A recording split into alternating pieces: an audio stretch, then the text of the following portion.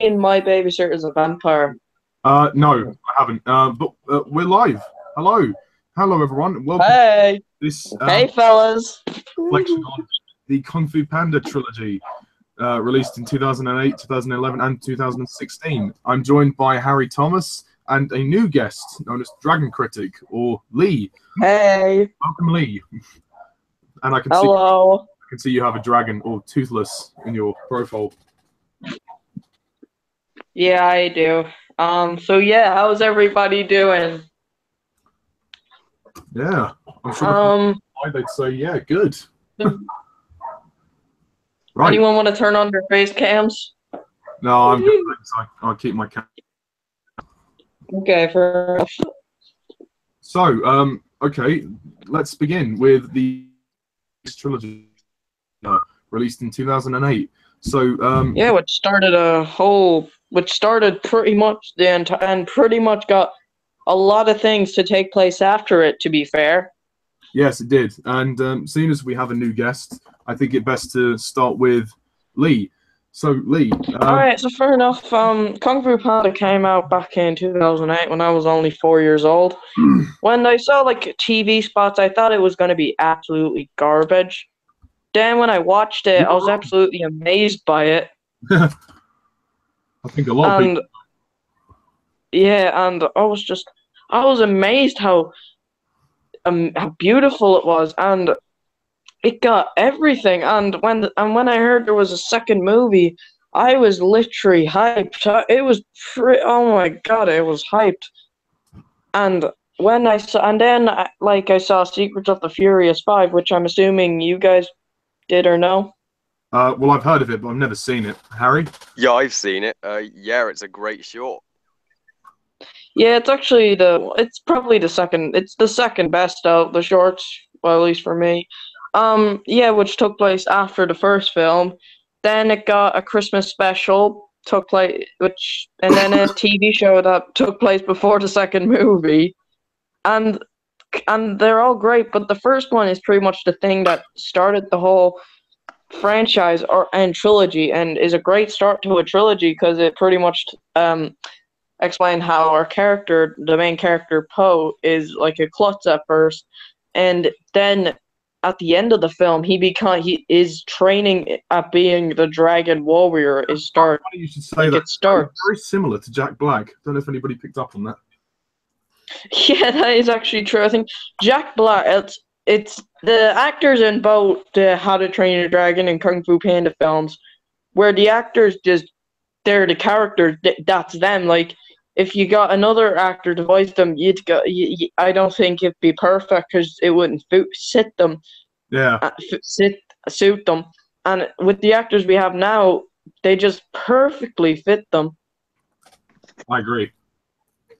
And I think both films have great voice acting, and the anime and the story in the first film, while it is a bit predictable, but it's great. It's just the way it's told, the concept is original. I mean, the animation is absolutely basic, but it works. Yeah, it is like a basic story because like it's pretty much the whole chosen one cliched, but like it works, and it's just the way it's told and the way the concept is done is just beautifully. And the animation is just gorgeous. And looking back at it, it's still beautiful. It's not as beautiful looking as the two sequels, and especially not as beautiful as the third film. But the animation is it's beautiful, especially on the fight scenes. And it's hard to believe this film is nearly 10 years old. Well, it's actually 9. Next year will be its 10th anniversary. Nearly 10. I said nearly. Oh, my bad. I thought you said it's 10 years old. My bad. Yeah. But yeah, it's just such a great film, and it's a great thing what it started, and it made a lot of money. And the characters, my favorite being Tigress because she's awesome, but like they're all great. Po is great. The villain is great. He may be a little bit weak, but he's still good.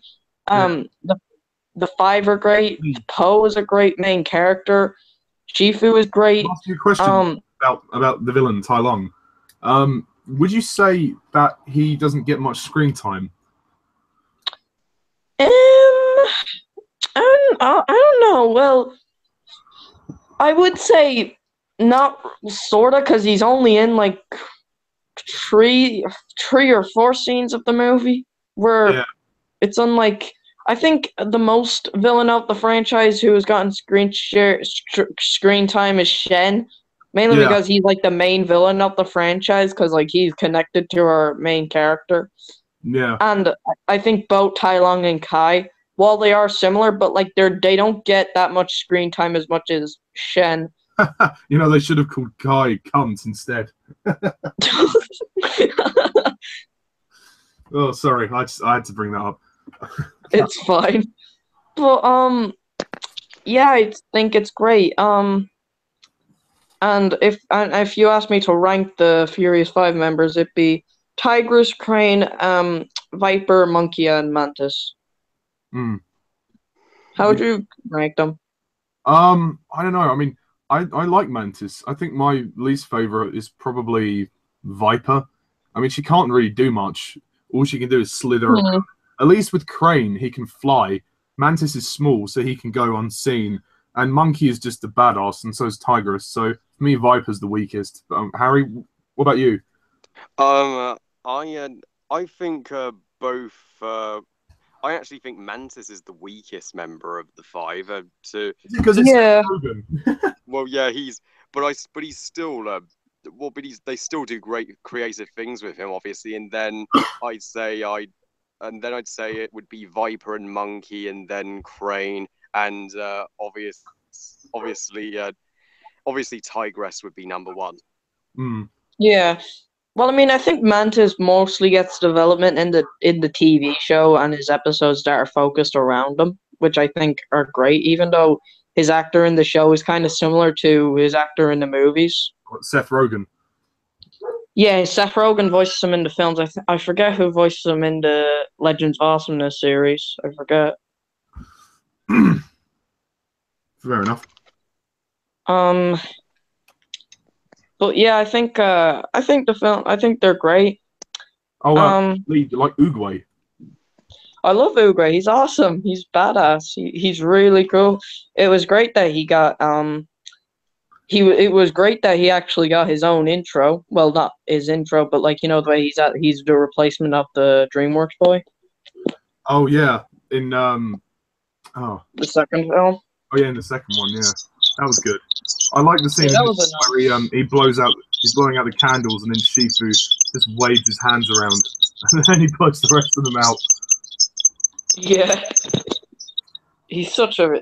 They're all. I think like it's these characters. They're great and kind of relatable. Sorry. The characters are great in the films, and they're kind of actually relatable to some people, at least from some reviewers. Yeah.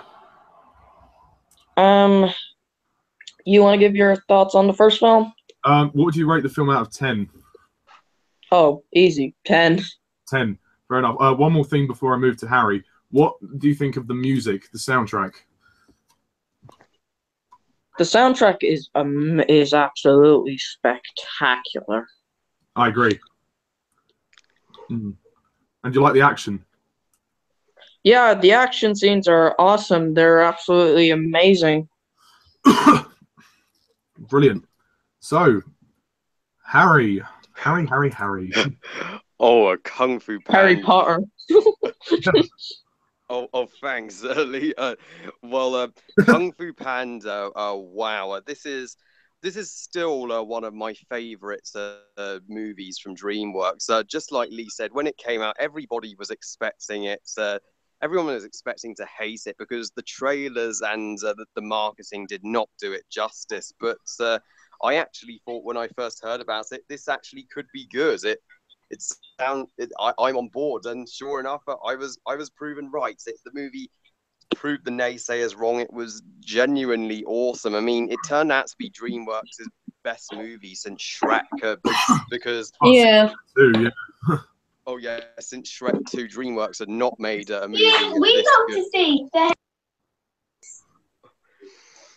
Oh, oh yeah, and just I know it is I know it's a simple story with a. I know it's a chosen one destined to save the world from a villain, but but that's but that's what I love about it. It took a simple premise and just did so much with it and made it awesome. Yeah, I mean, Poe is just such a fantastic protagonist. I mean, not only is he so much fun, but he's actually turns out to be a really deep character. And you really feel for him as he has the chosen one burden on his shoulders, and he's really struggling to to fulfill the need throughout the movie. And Jack Black absolutely kills it as Poe. I mean, I can't see anybody else voicing the character, and obviously. I love the five too. They are all so memorable. They're each one with different. Yeah. Would you say that in this movie they don't get much to do? Well, yeah. The other members of the five are pushed to the background. Apart from Tigress, Tigress definitely gets the most to do of them all. But yeah, they all have different personalities and abilities, which make them stand apart from each other. And obviously, all of the voice actors, Angelina Jolie and Jackie Chan and Lucy Liu and Seth Rogen and David Cross, all do a top-notch job. And Shifu is one of my favorite characters in this franchise. I mean, he's really deep as well. I mean, he's probably his movie, since he's the one who's connected to the antagonist. He's the one who raised Tai Lung as a kid, and it's kind of his fault that Tai Lung turned out the way he did. And Oogway is my favorite character in the whole franchise. Just Randall Duke Kim owns the role. Wonderful voice acting job. I love the scene, Harry, where he like ascends into what we now know as the spirit realm, but obviously at the time we'd say it was heaven. Oh yeah, when he Yeah, that scene is really sad. Oh God, yeah, that's the most emotional moment in the whole movie easily, when he ascends to the spirit realm and dies from old age. That apparently that scene alone took 6 months to animate, and you can really tell. Tai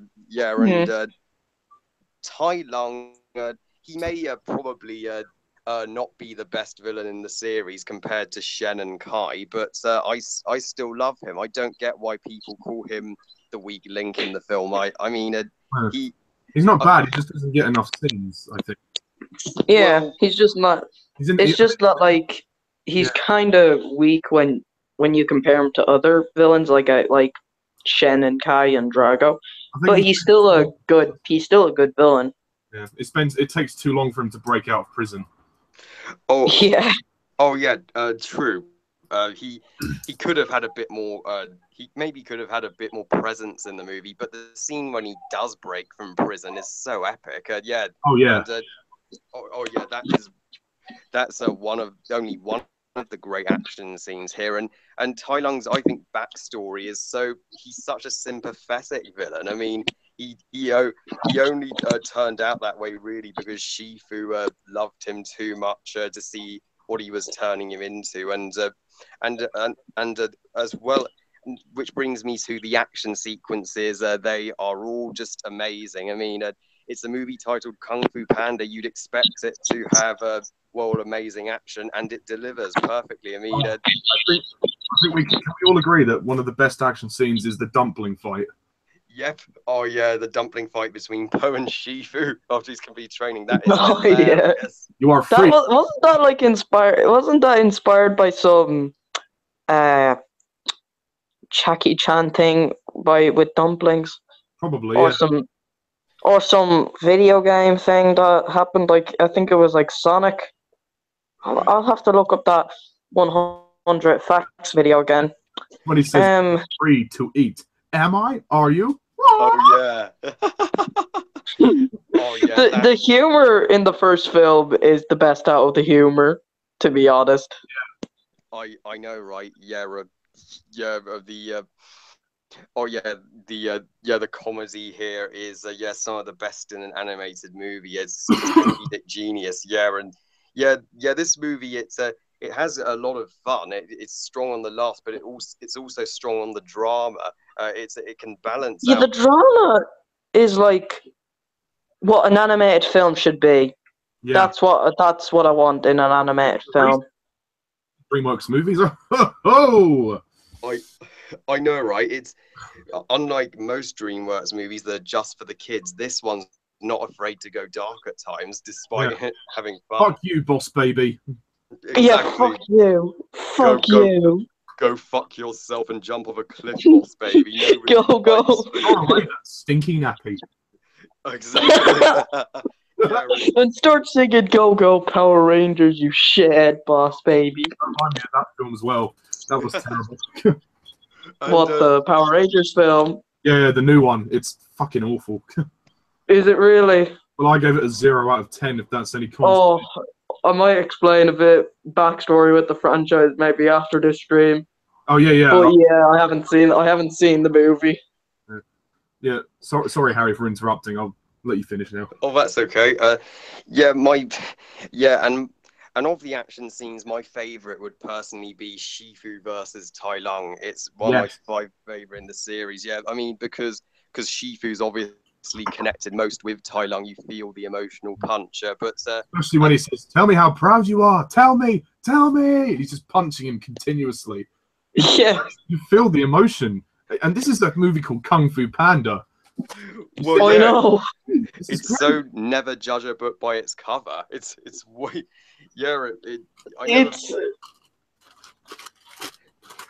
It's just like although guys, do you think in the next films, do you think they'll kill off Master Shifu?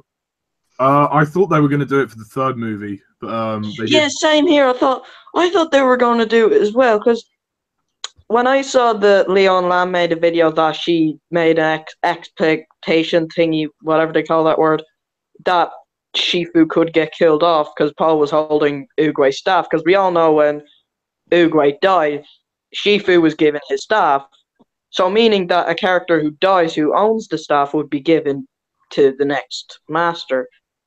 And honestly, if they did it in the 3rd film, it would have been perfect. But I'll obviously get to that when we get to the 3rd film.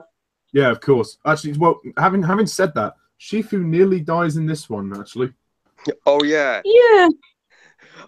I think they almost killed him off at the very end, but obviously decided not to at the last minute. And maybe wait until they go to the the main character is fully ready to do things on his own. Yeah, probably. If they're planning to do 6 movies, then they're probably saving it for that. And although the final fight between Poe and Tai Lung may not have an impact that the Shifu and Tai Lung battle have, I still love it. It's still I still love the fight. I don't know what my favorite fight scene would be in the film. Yeah, I think that sort of fight after the big emotional fight. You need a bit of a slapstick fight. You need something that's a bit light-hearted, and because that is of Poe's character, it works. Like when he's sitting on him and he's bouncing him on his belly, and then he does the whooshy finger hold. The whooshy finger hold. Skadoosh. Exactly. Yeah, you needed a fun fight to end off with, and I also really appreciate the movies. It tells the believe in yourself message in a clever way. There is no secret ingredient. It's just you. And Mr. Ping, I forgot to mention Mr. Ping. Mr. Ping is such a delightful and heartfelt character. Oh, he is such a fucking great character. Oh, heartfelt. He brings in all the emotion and heart into the movie. Oh yeah. Yeah, he gets some of the best scenes in this franchise with Poe, and yeah, when he tells Poe the secret ingredient of his soup is nothing, you just have to believe it's special. That obviously helps Poe defeat Tai Lung at the end, and again, a simple but powerful message. Well, yeah, absolutely, and the animation is just breathtaking. Wow, it's gorgeous. It completely holds up 9 years later, and Hans Zimmer's score is glorious. I remember every Yes. track in, especially Same Oogway's here. theme. Oh, Uguay's theme is beautiful. I know, right? I can't quit listening to that. So yeah, right, and it's just paced so well. There's always something happening. It's never boring. So as for negatives, I have none. I think this is, well, such a awesome, perfect DreamWorks movie, and wow, Yeah, just to this trilogy. And I am gonna rate Kung Fu Panda a 10 out of 10. Wow, agreed. awesome. I'm going to be the elephant in the room. I'm not going to give it a 10.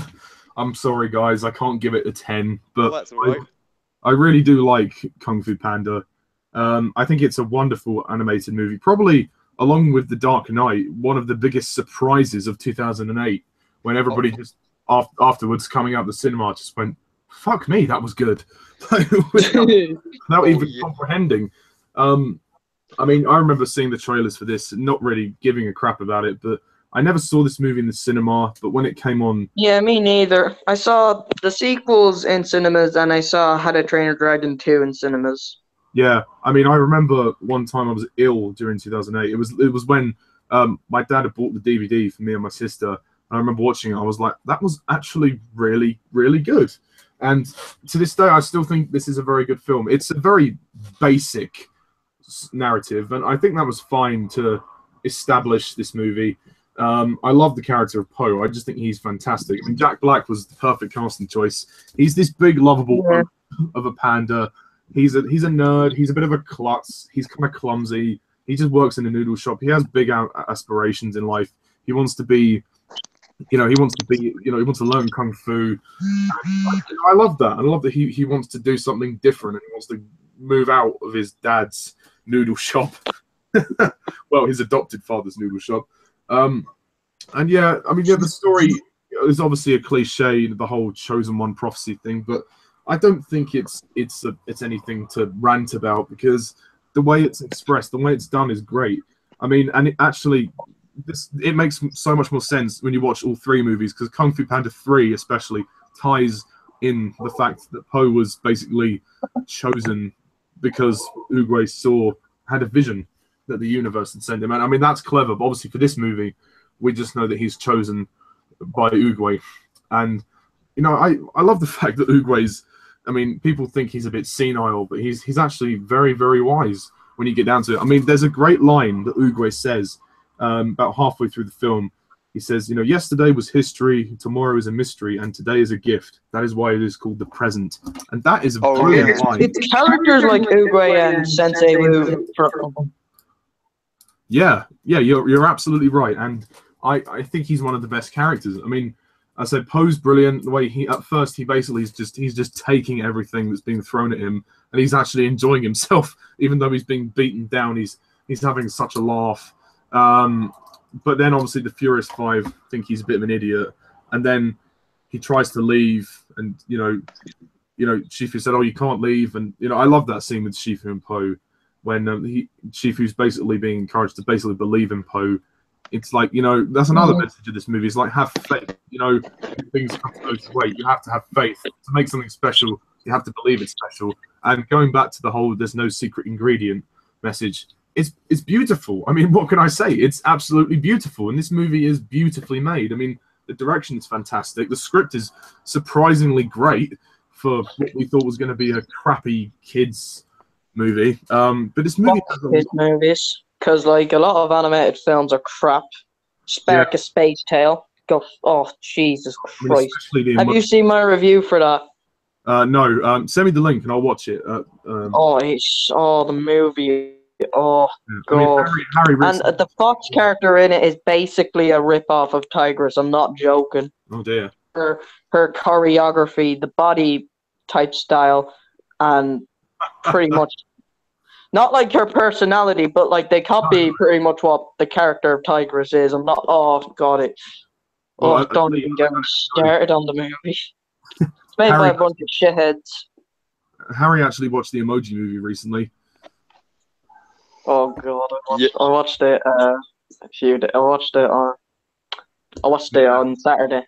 Oh god, it was so bad. The fact that we get crap like that when we actually get stuff like this, it's it's unprecedented. I mean, nowadays, I mean, we'll do a summary of DreamWorks at the end, but I have a feeling that after Kung Fu Panda 3, DreamWorks is now going to shit. But we'll talk about that after Kung Fu Panda 3. Yeah. As for this We'll movie, talk about then we'll have a rant time, like what Blunderbuss Reviews did. Do you know? Have you seen his? Do you know Blunderbuss Reviews? no. Oh, he is so goddamn funny for this franchise. Yeah, but don't worry, we can have some rant time, or in Harry's case, extreme rant time. Oh yeah. Yeah. They killed off Gwen Stacy. They killed off the only character in these shitty movies. Oh, okay. Let's go back to Kung Fu Panda 3. We're digressing. Okay. I think the imagery in this film is beautiful, especially with the scene when Oogway ascends into the spirit realm, when you have all the petals floating, and no wonder it took them so long to animate. The soundtrack is phenomenal. This is one of the best scores to an animated movie. It captures such an essence of culture about China and obviously the martial arts, and I love that. And the first time we see Shifu in the Furious 5, when Shifu's playing the instrument, and then the Furious 5 come in and they're like trying to fight him, and then he's commenting on how they've done. I think that's a great way to introduce them, because you're basically see, okay, yeah, these guys are all warriors, and this is how they roll. And I love the journey of Po and the way he musters up the courage, and when the training montage is fantastic, especially with that music that accompanies it, which leads to the awesome dumpling fight. I mean, the action scenes are just incredible. I mean, they must have got an expert choreographer of kung fu when they were animating this movie to capture the very essence of the fights. I mean, they probably even practiced them themselves, along with just to get an idea of how it all worked. And the movie's epic, and I love the backstory with Tai Lung. Even though Tai Lung isn't the best villain of the series, he's good. I just think the one problem in this movie why I can't give it a 10, Tai Lung is underused. I'm sorry. I mean, his story makes sense, and I understand his motivations, but we needed to see more scenes of him. Like I said, it takes. He has a nephew. Sorry? He has a nephew in the TV show. Oh wow, I didn't know that. Oh, hang on, let me get a photo. Well, thanks for that. Yeah, I think Ian McShane does a good job voicing him. There's a good fight with him on the bridge with the Furious 5. And also, they don't get very much to do. I like them as characters, but they're just kind of there. I mean, they make up for this in the second movie.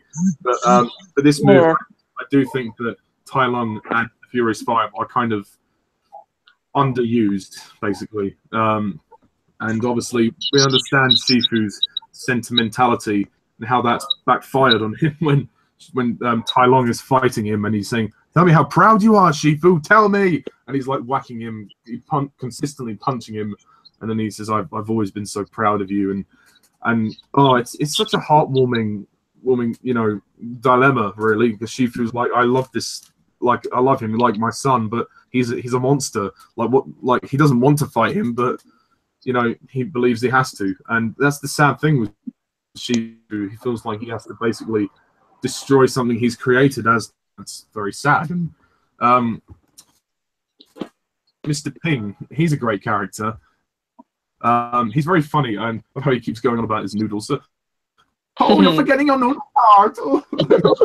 the way he always pops in, and I love the scene with the tournament, and Poe is trying to get through the door. He's banging on the door. He's like, "Let me in!" Dun, dun, dun, dun, and then the drummers are drumming in time of his. Just the humor is surprisingly clever. He goes to all that effort and gets the fireworks on the chair just to see who the Dragon Warrior was, to then discover it's actually him. It's quite surprising. He literally fell out of the sky on a ball of fire, as they say. But yeah, this movie is fantastic. It's really, really, really well done. And I think in my original review I gave it an 8 out of 10. I would actually give it 10 now. I'd bump it up. It deserves a higher rating. The animation is beautiful as well. It looks stunning. I mean, I think actually exceed this on many levels. I also love the prison break scene when Tai Lung breaks out of prison. And that rhino Oh gun. yeah, that scene is badass. I remember when the bridge, when I saw this behind the scenes thing, I go, "Oh, can I get that bridge for my birthday, please?" And I love the part near the end when the rhino guard says, I know Zhang, I think the little bird says, "Can we run?" Yes. It blows up. Zane is never in the sequels though. That's a real shame. Yeah, that was a bit.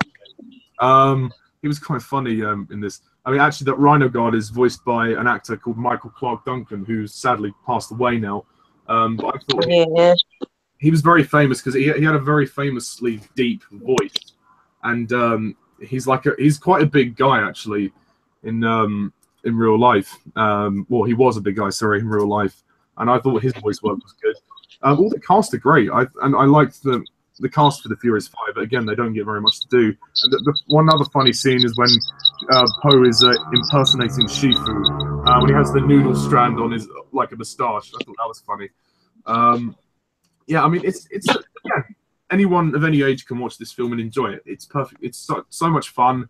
Great story with a deep message. It's very simple.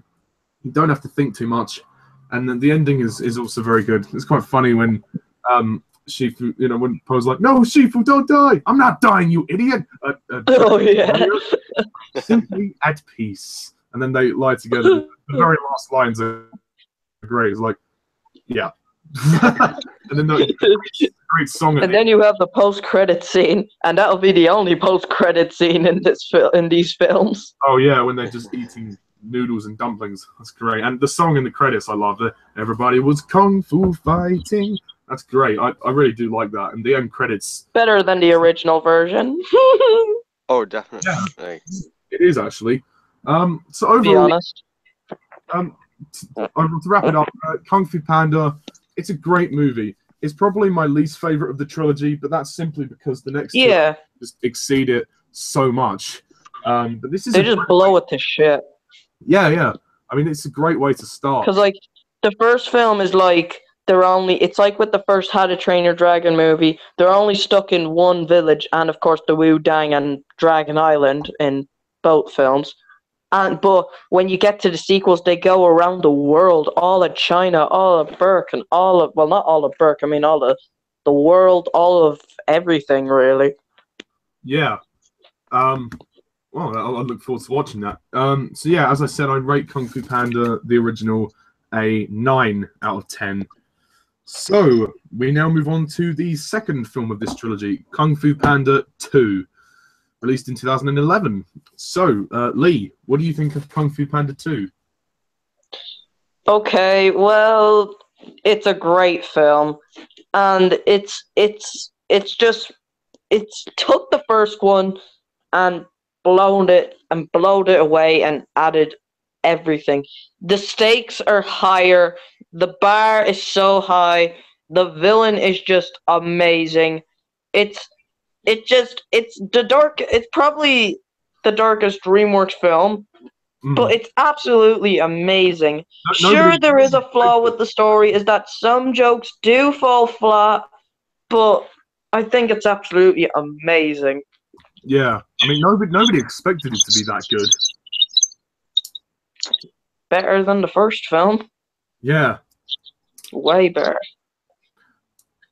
And I think this and Kubo and the Two Strings can be easily compared in a versus video, like which I did. Yeah. I mean, Kubo was a very good film. Yeah, I thought Kubo was almost as dark as this, maybe. The second film talks about genocide as well, which is a huge fucked up thing for children. Yeah. And that's what you don't get in kids' films these days. Yeah. Fucking emoji movie. Fuck that. Fucking America's shit tail. Shrek 3. Boss Baby. Oh, what, you don't like Shark Tale? Oh no, I know, and I said Shrek the Third. I love Shark Tale. Oh, How no, about you? you said Shit Tale, as in like Shark Tale. But I meant Spark the Shit Tale. oh, right, sorry. Shark Tale, I love Shark Tale. Yeah, it's underrated. I actually think it's quite fun. Yeah, agreed. Okay, so yeah, the story of Panda 2 is great. It just continues the first film. It continues the TV show, because like this takes place after the TV show. Um, Like, the animation is just, how many years after the first one is it? How much time has passed since the first film? I think 3 years, I believe. 3 years.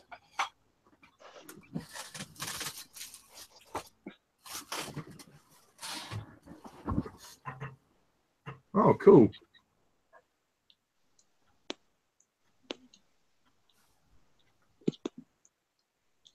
Lee? Yeah. Oh, I was letting you carry on speaking. Sorry. Oh, my bad. Yeah, this takes place 3 years after the first film, and the TV show is set a year after the first film. Then it's 2 years after the first film. Then it's 1 year before Panda 2, from what I believe. Nice. Because like it seems like it's a year. It seems like from the final episode, it seems like it's a year before.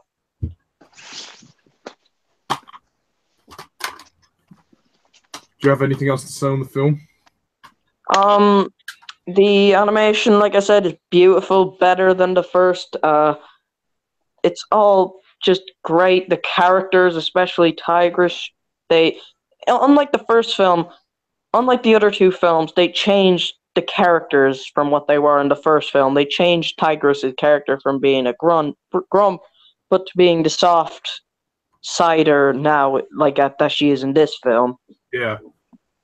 And then all the others are great. Shifu is more calm. I love his green robe. Mr. Ping is kind of changed since he's changed his noodle shop, which we didn't see get changed in the show, but oh well, maybe in a Netflix series. But yeah, it's just it's like what I said, but it's just like it's perfect how it's all done, and the villain Shen just.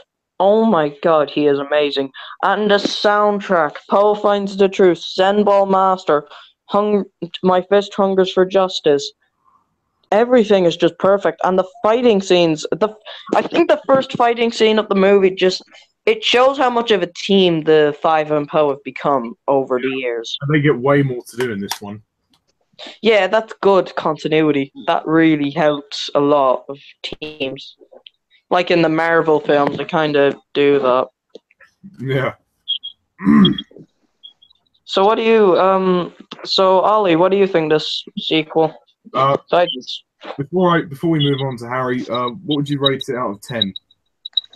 Oh, me? Oh, I'd rate it 10 out of 10. Story gets a 9, animation 10, characters 10, music 10. Just I think the only problem with the story is that some jokes do fall flat.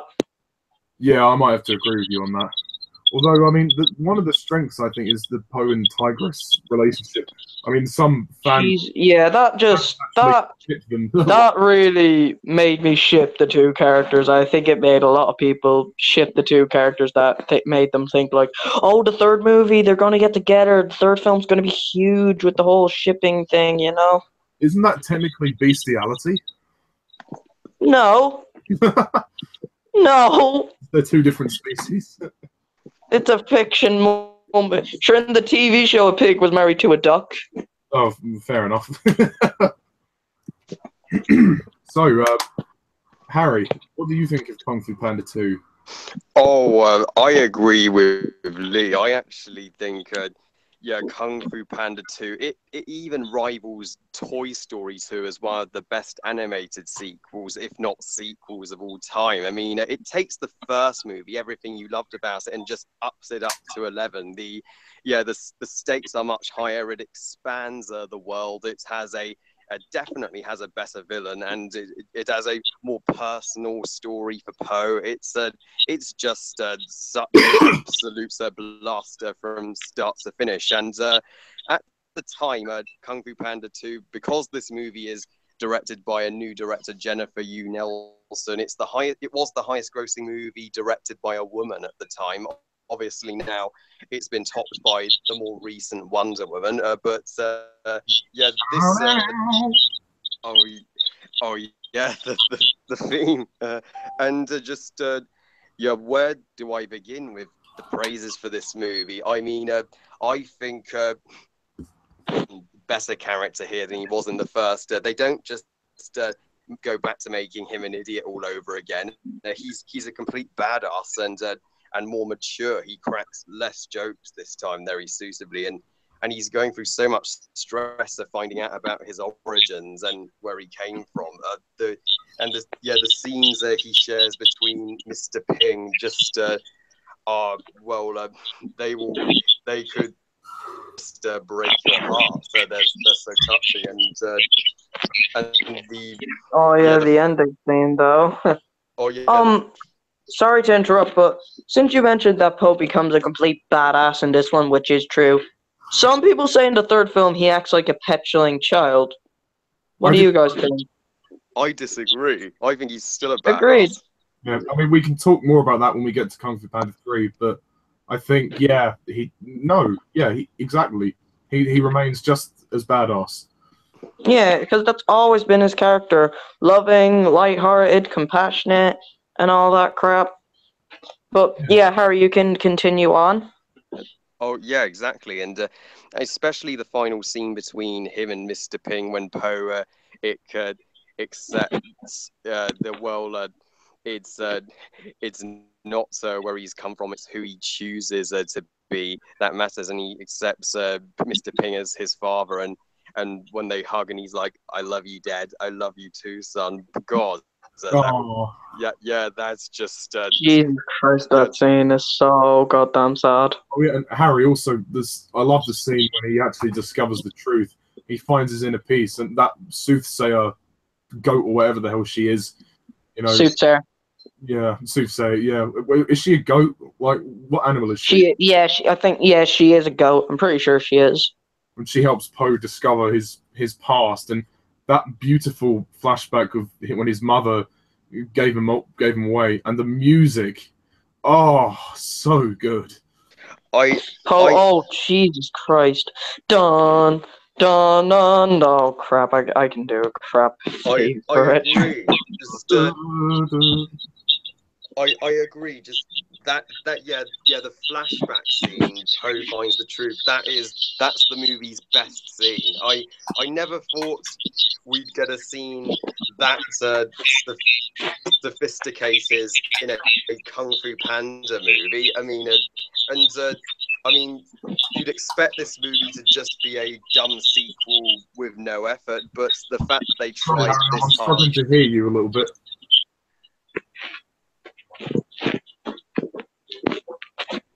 Sorry, Harry. Hello? Harry? Are you still there? I can't really hear you. Yeah, I'm still there. Oh, right, okay. I can hear Harry perfectly fine, really. Okay. Well, the fact that they tried this hard with a movie titled Kung Fu Panda 2 really impressed me, and I agree. The soundtrack for Poe Finds the Truth, it's incredible. It's emotionless, and it's a pity the way they had to ignore it in the third film. Oh yeah. Well, they do have a flashback to it in the third film when Leah shows Poe a portrait of his mother, but I'll talk about that more in Kung Fu fashion. But yeah, exactly. That just Hans Zimmer's score is perfectly powerful and dramatic, and right. And when Poe's mother just abandons him in the radish basket, I mean, that scene, right, that's as sad as any tragic Disney moment. I mean, DreamWorks put it off. Yeah, I mean, who else thinks that Poe's mother might actually still be alive? No. Um, I think she's dead. No, I well, think she might still be alive in Kung Fu Panda 4, maybe. I had highly doubt they'll focus it on Poe in the next film, but like, I'm pretty sure Shen stabbed her. I think also it would ruin Kung Fu Panda 2 and 3 with the fact if you would just suddenly bring her back from the dead, it would be almost similar to bringing back his dad, and also it would make the whole backstory and not in this film completely redundant. So I think, to be honest, she's dead. But I mean, if we see her, we see her. But my personal opinion is that it would ruin Kung Fu Panda 2. Yeah, Okay. because I think it was confirmed that she's stabbed. You see her fade. We were supposed to see it happen, but we just see it fade because it'd be a bit too violent. Oh, okay. Yeah, I understand. And you guys are right. The five definitely get much more to do. I mean, they work with Poe in this one. They're a team. You feel, yeah, they all get a part to play when they journey to Gongmen City, and especially, I mean, Tigress obviously hated Poe in the first movie, but now she's accepted him as the Dragon. Oh yeah, well that's understandable if she was pissed off. I mean, she did have the Dragon Warrior title just all of a sudden taken from her, but now she's accepted him as a friend, and the bonding scenes between her and Poe, they do make you believe that they're going to get together in the third movie. I actually was quite surprised that they didn't when I saw it. Me too. I think every typo fan came out disappointed with that. But like I said, we'll talk about things that could have been in the third film when we get to the third film's discussion. Panda 3, they only have like 3 or 4 scenes together because they're separated. They only had one. Well, 2 if you count the Panda Village bit, but like 1. I say 3 because the first 20 minutes, and then after that she turns up to the village at the end. Somehow she gets there really quickly, but yeah, and as you said, we'll get to that shortly. Yeah, and I think there's so many hints in the second film, and especially in the TV show. Yeah, absolutely. It's become it became a real. Yeah, it became a real fan fiction on the internet. Yeah, and can you imagine their babies? Oh yeah, hybrid of a panda and a tiger. Oh god, Pandiger. Oh yeah, exactly. I can imagine them both getting kind of kinky in the bedroom because they are kung fu masters. They'd have to fight each other just for sex. I'll say.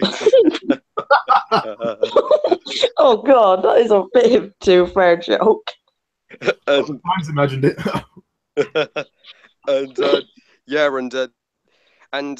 And Lee's right. The Kung Fu Panda 1 just was set in the Valley of Peace and the Jade Palace, whereas this sequel actually explores the world more. It's and expands it. On an adventure. Yeah, exactly.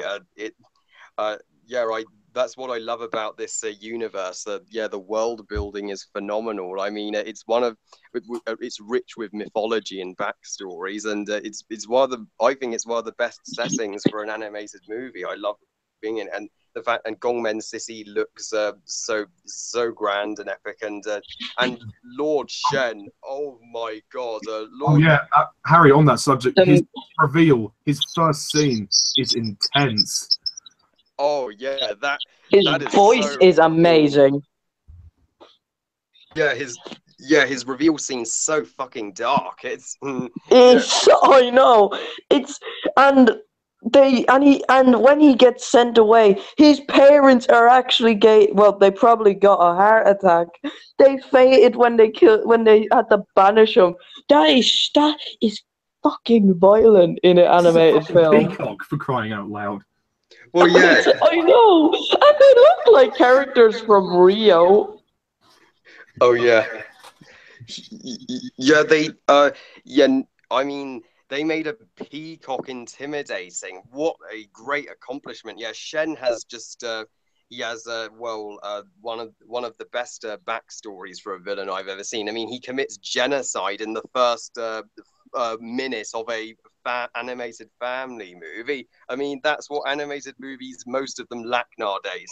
They lack the edge. I mean, they prove these Kung Fu Panda movies. They're really not afraid to go the extra mile and be dark. It's like Yes. like you said, this How to Train Your Dragon and The Lion King. They're not afraid to be dark and violent. Well, no. Yeah. More kids movies should really be like this. And, The emoji movie. Cough. emoji movie. Cough, Spark a Space Dale. Oh, this movie just obliterates that movie in terms of quality and just and Gary Oldman, it gives such a brilliant voice acting job as Shen. Shen is the most personally connected villain with Po, because he obviously wipes out most of Po's kind in the massacre of the pandas, and Poe's final confrontation with Shen is completely epic. You are rooting for Poe to just kick Shen's ass, and Shen is shocked that despite everything he's done to him, Poe could still find peace, because that's another strong message this movie had. The first movie was about believing yourself. This one is about moving on, not letting the past bring you down. You've got to let it go. The only thing that matters is what you choose to be now, as Poe explains. And the soothsayer, she's an awesome character too. She's basically the Rafiki of this movie. She's Poe's advisor. Yeah, Probably has a baboon's ass as well. Probably. It's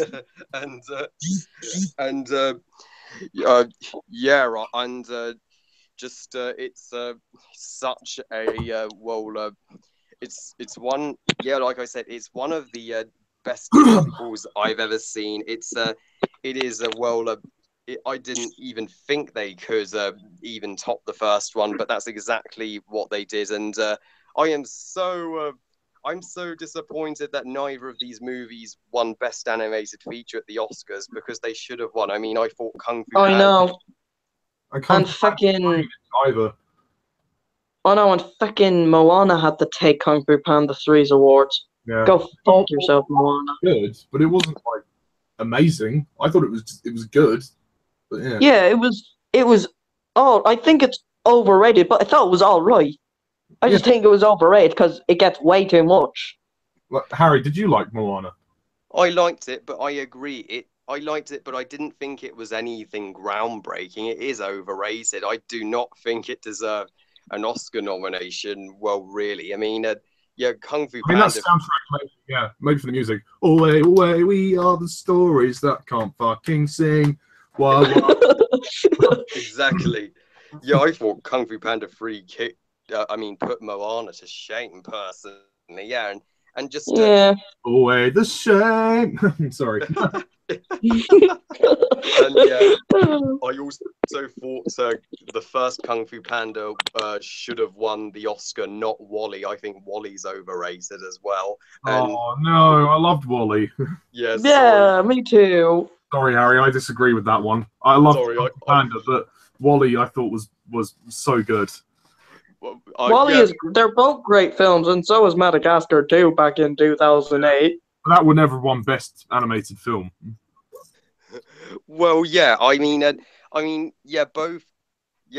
Kung Fu Panda and WALL-E had great things, but I just, for me, WALL-E's, I understand if you love it, but WALL-E's always been the most overrated Pixar movie in my opinion. But that's Alan's favorite. I think there are lots of overrated movies out there for me. If you're watching this, Alan, my apologies. And I also, if it was down to me, Kung Fu Panda 2 would have taken Best Animated Feature 2011, no contest. This movie. 2. It does beat Cars 2. It does beat Cars 2. It does. Oh yeah, Cars. I actually think Cars 2 is okay. It's just okay. It's better Yeah, than the first one. yeah. Well, yeah. Cars. Well, yeah. I guess Cars 2 is not one of the worst of the worst, but Kung Fu Panda 2 obviously better. There's no contest. So Kung Fu Panda Yeah. 2 gets and it's my second favorite of this trilogy. Yeah, we'll get to my favorites in the last discussion. It gets an Yep. absolute 10 out of 10. Definitely. Yes, absolutely. It's a pity Animat didn't pick this movie as #1 best animated film of 2011. Yeah. I know, right? Oh, Lee, what's your favorite Pixar movie? Well, who, me? Yeah. Well, I said before Cars 1 and 2, but Oh, both. I'll have to. I still have to see Cars. If you ask me besides Cars, that'd be The Incredibles. Oh yeah, Incredibles is awesome. Incredibles is amazing. I can't wait for number 2 next year.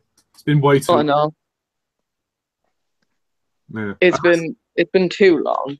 Yeah. I mean, as I said in my review for Cars 3, it's sad that we've had to wait so long for Incredibles 2, and yet now Cars is a trilogy.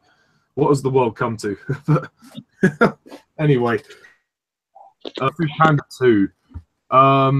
Very rarely do you find an animated trilogy where these sequels get better, and in my opinion, this is way better than the first one. I was very surprised on this movie for a while, like until last year when I rewatched it before the third film came out. I was surprised how much I really enjoyed it. It's a very impressive sequel, partly because it's just bigger. The story is more complex, it's bigger. It does what a sequel should do. It raised the stakes, and it gave you more of the characters that you wanted from the first movie. Like the Furious Five, who kind of did nothing in the first movie, get way more to do in this movie. And it's really like they go on a quest with Poe, and I loved that. I wanted that. Yeah, it's like a journey movie. Although, as much as I love this film, I'm sorry to say it, but I think How to Train Your Dragon 2 is a bit better. I'm sorry, but it is. Fair Yeah, enough. I would agree with you on that one. No It's need to just- apologize for an opinion. I haven't seen But, it like- yet, so Yeah, it's just like... Although I still think both are great, but I think Panda 2 is a bit darker than Dragon 2 for having a bit more violence, but Dragon 2 is just better, because yeah. Dragon 2 has a lot more action. To be honest, it's kind of like it kind of takes Panda 2 and 3 and removes some bits of Panda 3 and it just makes it what those movies should have been. Well, Panda 3 should have been, but Panda 2 is just perfect. Yeah, I mean, I've heard from a lot of fans that they say that How to Train Your Dragon is better than Kung Fu Panda. I mean, obviously, I've yet to see those films or rewatch the first one, so I'll see how it stacks up. But yeah, I mean, as for Kung Fu Panda 2, the story is incredible, and I love how it links back to Poe's personal backstory, and we discover the truth about his upbringing and his parents. We learn more about his father in the next movie, but we get a great insight. And thank God it didn't turn out to be another Shrek the Third. Yeah, I mean, Shrek the Turd more like. Fuck me. Anyway, enough of Shrek the Turd. So Shrek, sorry, no, Kung Fu Panda 2. I'm losing track. Lord Shen is amazing. He's I don't know if he's my favorite villain of the series. I would say probably. I do like Kai as well, so I think at the moment he's sort of tied with Kai. Actually, no, I'm going to give the edge to Shen because he's slightly more intimidating in the sense that he knows Poe a bit more personally. Yeah, he's more of the main villain, and he should have got more. He should have got more mentions in that film. Yeah, in the third film. Called him in the first one, but obviously they didn't know they were going to do a sequel, I suppose. And Kai is more of a villain centered towards Oogway. So yeah, I mean, but I think Shen is fantastic. Gary Oldman, you wouldn't even tell it was Gary Oldman. He gives such a threatening performance, and like Harry said, they make a peacock intimidating. I mean, wow. And that is just fucking intense. Like, and it's just a pity the third film had to ignore the second film. Well, it didn't completely ignore it, but in terms of the main story, know what? No, I disagree, because it continued after the second one with Poe's real. It did, it did, but like, like it just had like, it ignored like bits of it, but like, I will explain more when we get to like the discussion of the third film. But like, this film, I rewatched it yesterday on Netflix, and I was just blown away. I just loved every second of it. Although some jokes, yes, do fall flat, like when Poe fell on Monkey. Some ones that just don't really make you laugh are just the ones that really fall flat. This is why I think this film is the weakest with humor, and I think the first film is the best with humor. Yeah, but like I'll explain that once we get like to a ranking or something on this hangout. But yeah, it's just it's absolutely fantastic. Yeah, no, I mean dramatically, this is very strong, and I love again the continuation of Poe's personal journey, and he really matures. I think in this film, he really comes of age, and he sort of discovers his purpose in life, and he realizes what's happened to him, and he realizes that, like Harry said, he has to let things go, and I think that's amazing, and I think it was perfect for this movie. I love the fact that this is a big epic quest, and it actually makes the film more exciting. It's much more exciting than the first one, which is why I think it's much more fun. The pacing is amazing. It never drags. There's loads of action. There's just tons of action, and it never stops. It's like they take the first one and just add more to it and blow it to shit. Yeah, exactly. It does what a sequel should do. It expands on it. And I love the relationship between Poe and the Furious Five, particularly Tigress. They're really starting to blossom a friendship. Whether a romance, I'll leave it up to the fangirls. But I think their friendship is very strong, and how he basically he softens her up, basically. How she does actually care. She's not a complete hardcore, emotionless bitch. She does actually care about him as a friend, and that moment where she hugs him is actually very surprising from her as well. I mean, the others get some development too. They actually work as a team. We see a lot more of them in action, and obviously Poe is kind of leading them in this journey, and I think that's really awesome. And when they're separated as well, that's really quite a shame. When Poe is knocked out by the cannon and sent flying into the river. And then he has to rescue them. The action, again, is amazing. I love that there's so many chases, like especially when the palace is crumbling and they're trying to escape the palace. That's great. And I love the market chase, the big climax on the boat, which is awesome. There's a moment that really actually made me sort of on the edge of my seat. That was when, in the climax, I think that Shen shot a cannonball at somebody, like between Poe and Tigress. And then there's a moment when they end up in the river afterwards. He thinks Tigress is dead. That nearly pulled my heartstrings. Like the music, it plays that main theme, the da da da da. I was like, oh no, oh shit, Tigress isn't dead. This movie completely it knocks itself out the park. There's so many moments of tension, and I love the surprises in it. There you go. Oh, she's dead. And it's like that in the first film, because I remember when this guy was saying that when he saw it in cinemas, when the first one came out, he saw the first one in cinemas, and he heard this kid asking his mother. This is when people thought Sheepu was dead.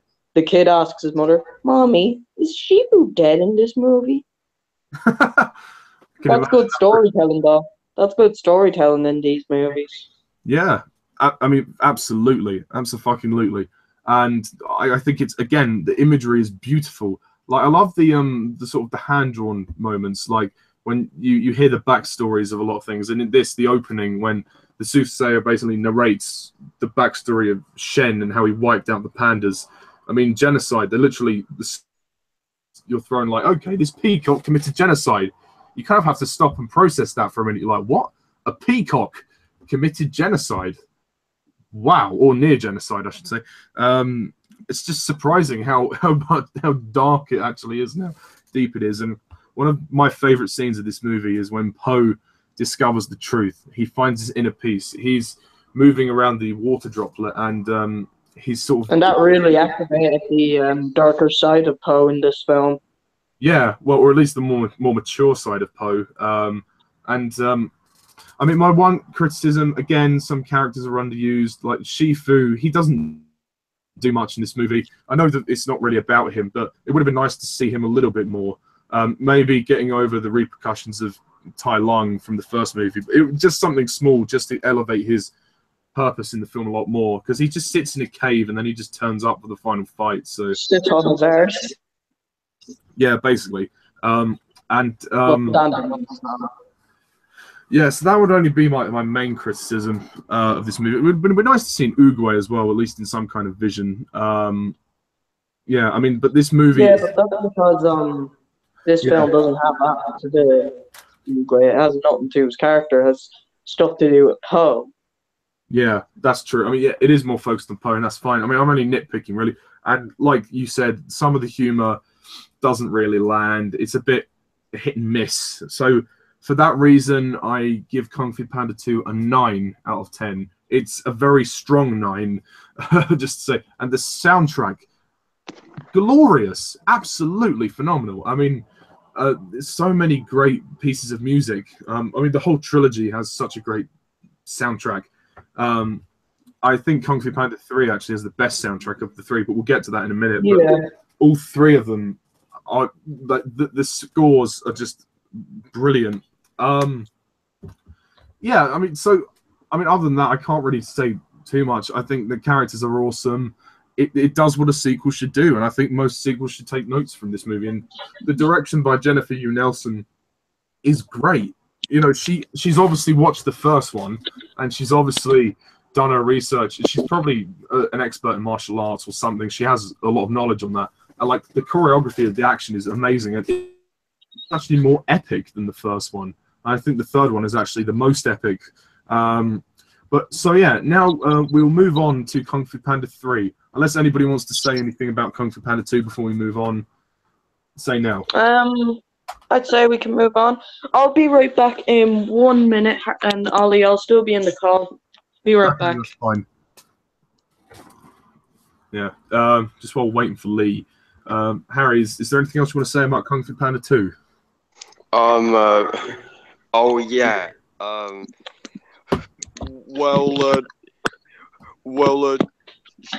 Well, Shifu may not do much, but the scene where he explains to Poe that Poe must now find inner peace in the cave in the beginning, that was enough for me. Yeah, I mean, to be fair, I was only nitpicking. He doesn't. The film isn't really about Shifu, I guess, because they focused on him a lot in the first one.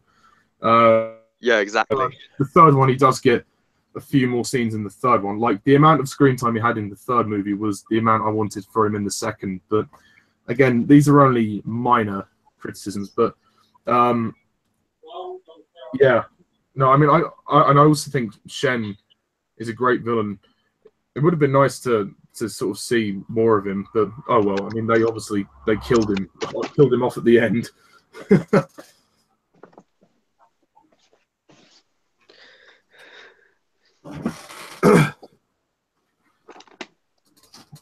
Also, it's probably worthy to note that the animation has improved as well since the first one, and it's only been 3 years, like 2008 to 2011.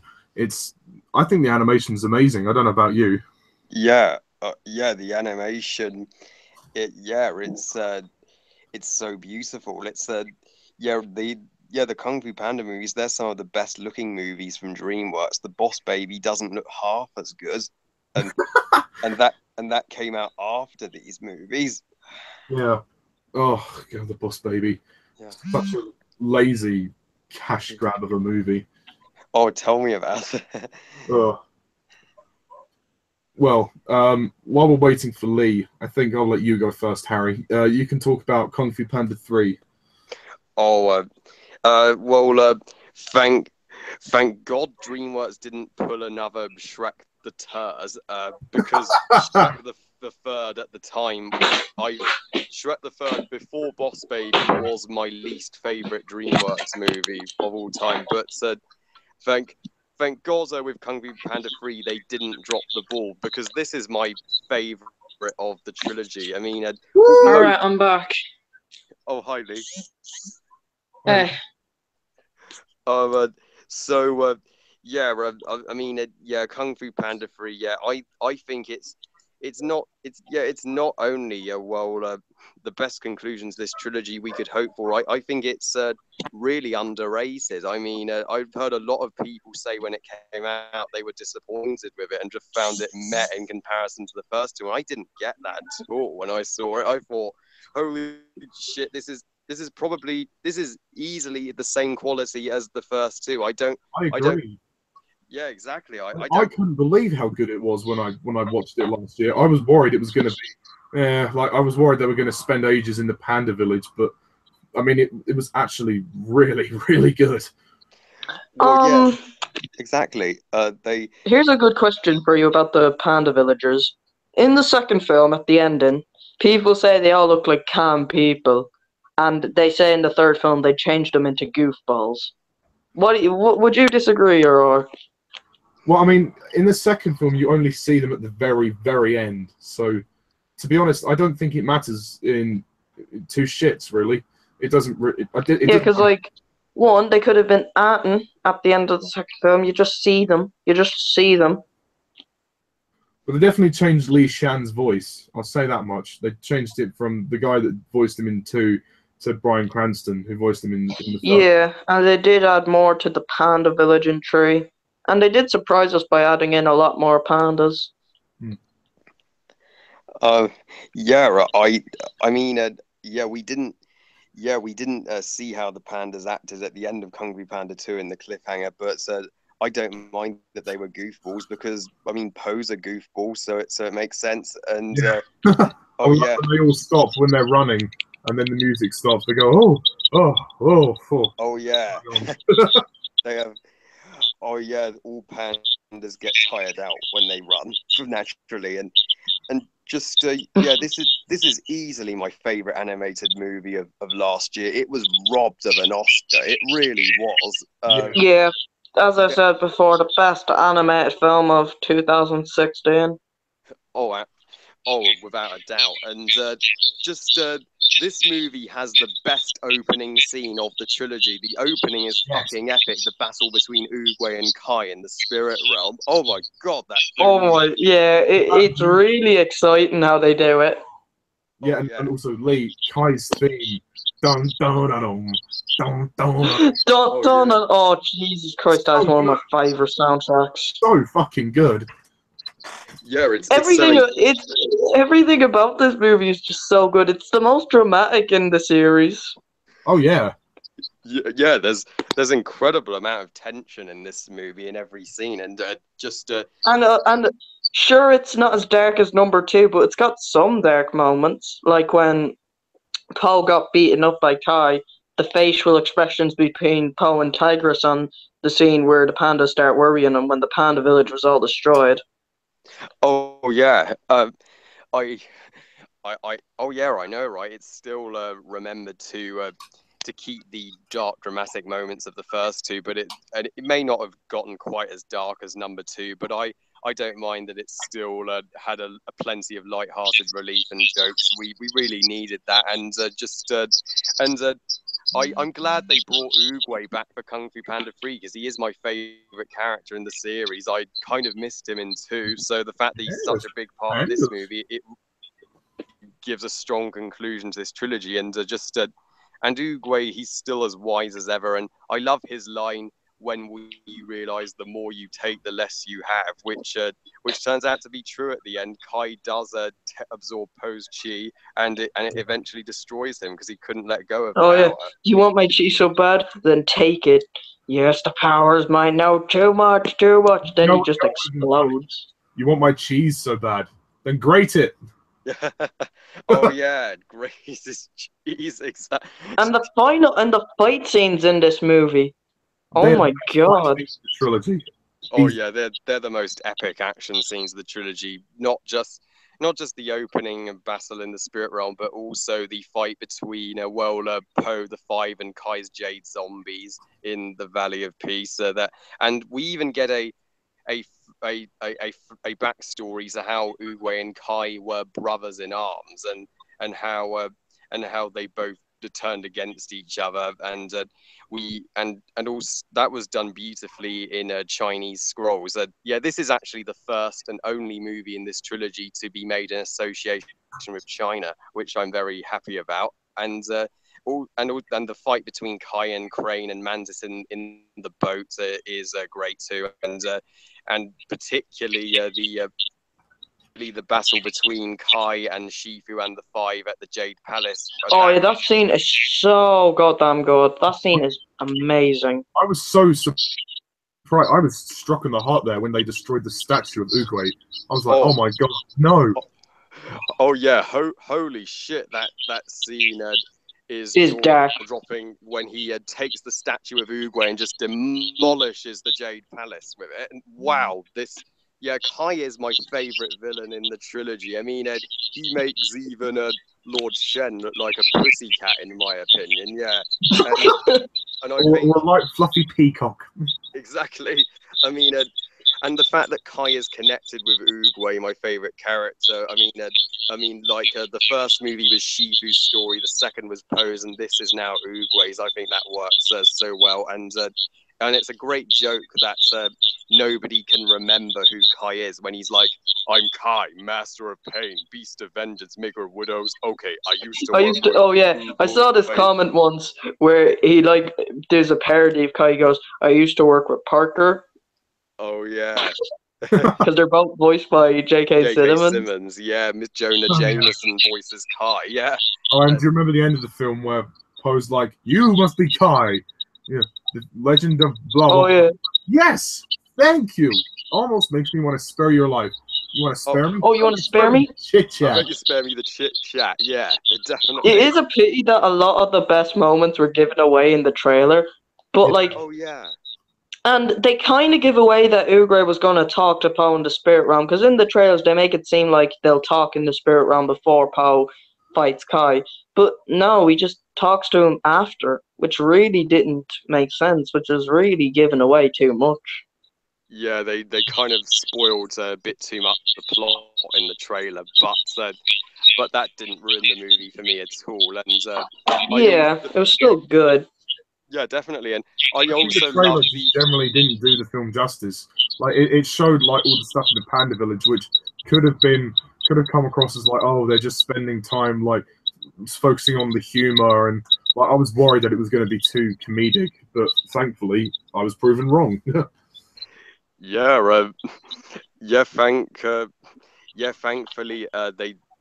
Thankfully it continues to balance the humor and the dark moments brilliantly. Yeah, the trailers just give away too much of the comedic side. They really falsely advertise these movies, as you say. And yeah, I still love the final fight in the Panda Village when Poe trains the pandas to just. Oh yeah, that scene is amazing. I know, right? It's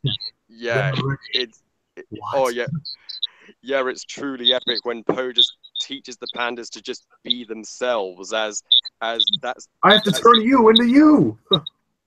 Oh yeah, that's what Shifu tells him at the beginning of the movie. That's the overall message of these movies: just be yourself. Don't try to be someone else, and that really works. And the training actually gets used by the pandas in the final battle, which gives that the training. Awesome. Oh yeah, absolutely that it's such. Yeah, the tension is so high when Poe's about to have his chi taken by Kai, and then all the pandas sacrifice their chi to Poe at the last minute, and Poe just becomes the dragon warrior and kicks the shit out of Kai. And I know. Yeah, that's amazing. Wow, and I love the character of Li Shan, Poe's dad, voiced by Bryan Cranston. Ever since he was in the cliffhanger of Kung Fu Panda 2 and he's like, my son is alive, I waited 5 years to see how this story would continue. Yeah, it was a long-ass wait. Yeah, I mean, and I know, right? So, but it was worth the wait, absolutely. Bryan Cranston, he's actually enjoying voicing this character. He gives so much emotional depth to Lee, and Lee's bonding scenes with Poe are so much fun and heart. In the Hall of Heroes, that's a great scene when they like mess up all artifacts and the costumes. Oh yeah. Oh yeah, when they're in the Hall of Heroes and they just trash the place. That's right. Exactly. One of the best humor scenes. Although there are things that I think could have made the third film a bit better, because they didn't explain how his father survived. That's the thing. Oh yeah, I guess. Oh yeah, I guess is. I guess. I Well, guess. I think what we assume is that after Lord Shen wiped out most of the Panda tribe, that the remaining Li Shan managed to evacuate most of them, and then they fled to the village.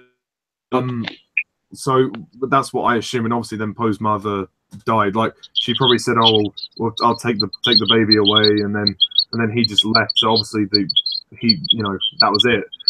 I mean that's And the like assumption. and I think like if Shifu was killed off, it would have really made Kai the thirsty douchebag and would have activated Poe's darker side in the film. Oh yeah, yeah. If yeah, I mean, Shifu could have been killed off. I mean, that would have been really dark if they had. But that doesn't. But I still hate Kai all the same. And yeah, the just there's always something happening, even though a lot of the movie is spent in the Panda Village. It's for a reason. Poe is learning how to master chi and spend some time with his kind that he never had. So there's a point to it, story wise, yeah.